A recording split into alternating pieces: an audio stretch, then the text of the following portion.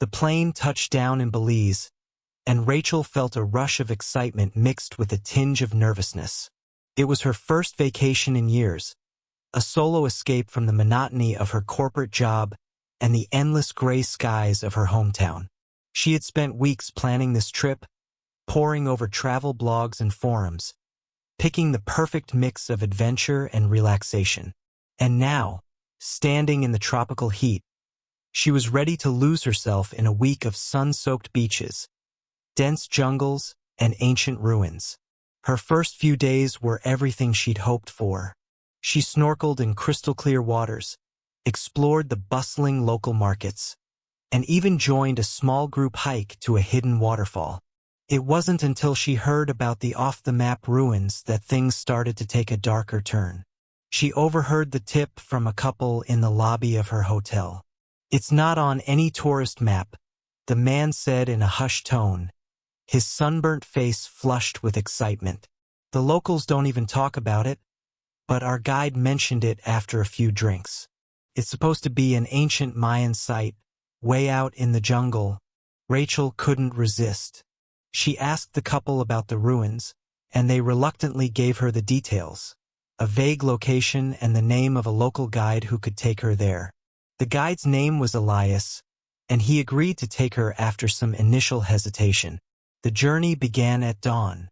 Elias picked her up in a battered jeep, and they drove for hours along rutted dirt roads, the jungle growing denser with each passing mile. The sun was high by the time they arrived at the edge of a narrow trailhead. "This is as far as the jeep can go," Elias said, cutting the engine. "From here we walk." Rachel adjusted her backpack, excitement bubbling in her chest. "How far is it?" 2 hours, maybe 3, Elias replied. His tone was casual, but his eyes darted to the trees, scanning the shadows.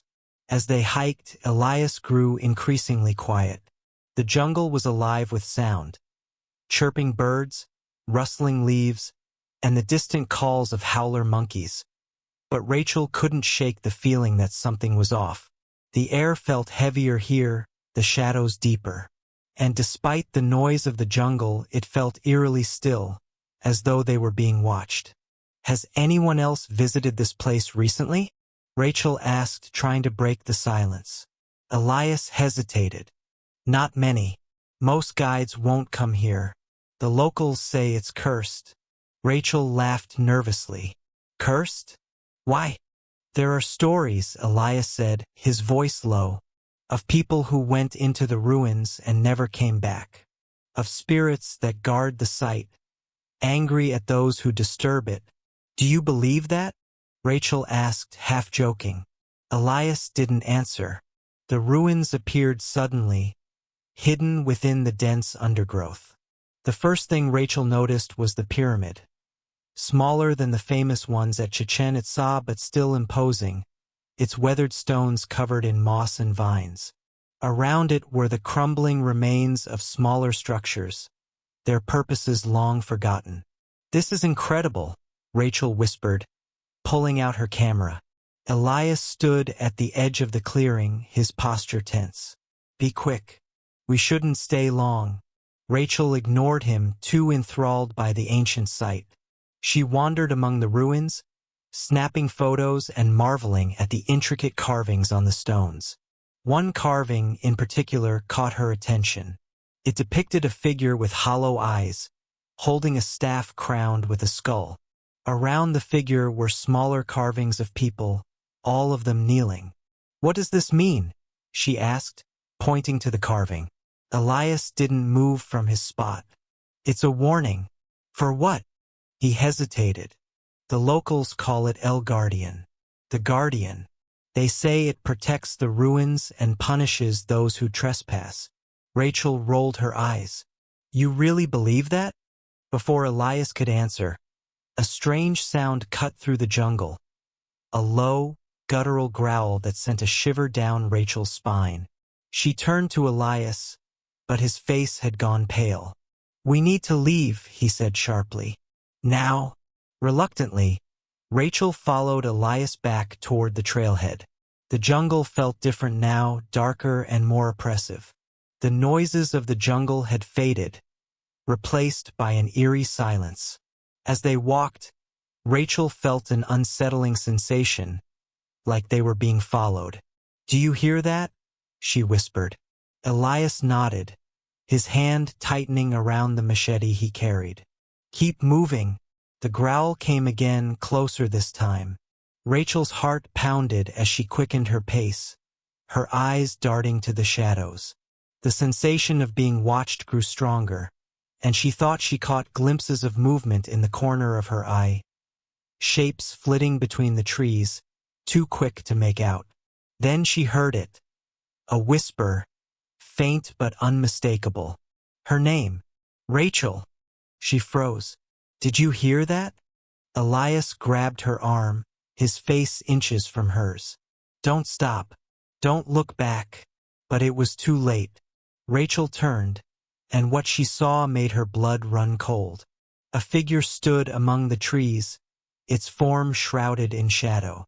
It was tall and gaunt, its hollow eyes glowing faintly in the dim light. In its hand was a staff identical to the one in the carving. The Guardián. Rachel stumbled backward, her breath hitching in her throat. The figure didn't move, but its presence was suffocating, like the air had been sucked out of the jungle. "Run," Elias hissed, shoving her forward.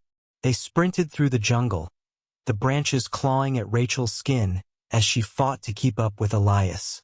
The whispers grew louder, surrounding her, her name echoing in a dozen different voices.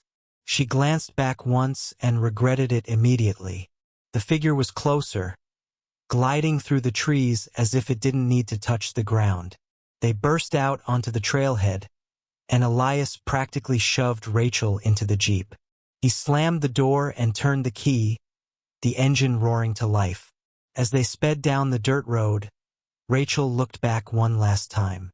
The Guardián stood at the edge of the trail, watching them go. Rachel left Belize the next day, cutting her vacation short. She never told anyone about what she saw, and Elias refused to answer her emails.